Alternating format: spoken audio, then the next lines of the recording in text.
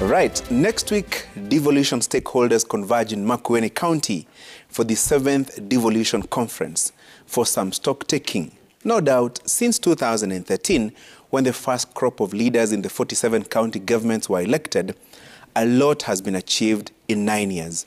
Many parts of the country have witnessed development that probably they would only have dreamt of if we remained a centralized unit.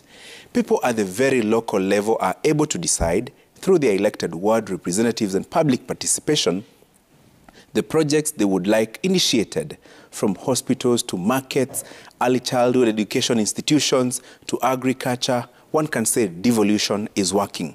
However, it is not all smooth sailing. Just like a beautiful rose flower, devolution has had its fair share of thorns and threats.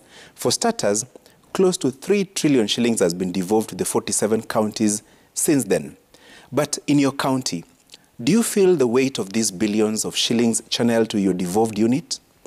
Is devolution changing lives in your county? Would you say more money devolved to your county is being utilized in the right way, or is it an opportunity for a few chosen to enrich themselves?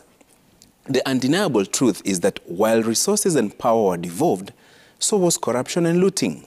Some of the county government bosses have become overnight millionaires, if not billionaires, courtesy of resources meant to equip hospitals, build markets for millions of traders, among other services. Yes, there have been inconsistencies in disbursement of the devolved funds.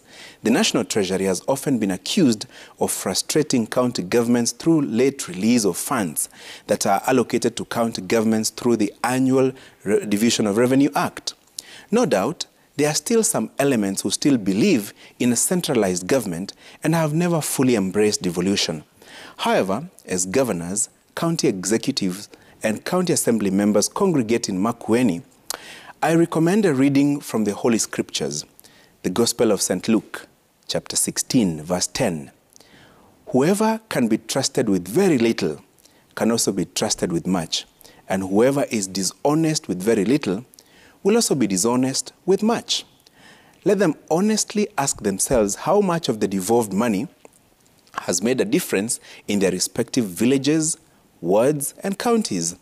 Yes, there is a very good case for increased allocation to counties. In equal measure, to whom much is given, much shall be required. The good book teaches us.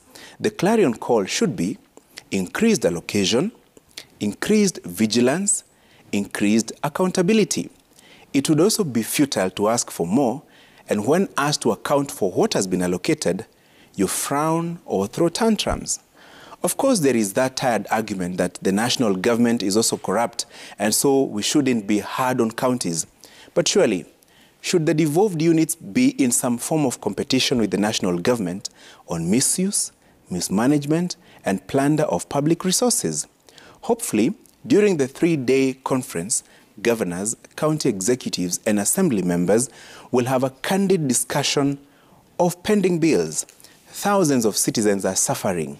Some have sunk to depression. Others have been declared bankrupt or their properties auctioned, simply because they did business with county governments but remain unpaid for years. And finally, devolution must generate sufficient political talent. Potential presidents must be identified and sharpened in county governments. Counties must be training grounds for effective national leaders. After all, it has been done elsewhere, but perhaps I'm expecting too much. Just who among the 47 current governors or senators do you think can make a good president? Let me bring it even closer home. Would you be comfortable with your governor being the country's president? I can guess the answer. But you see, these governors and senators don't force their way into power. We elect them. If we elect a thief and he steals our money, should we be surprised?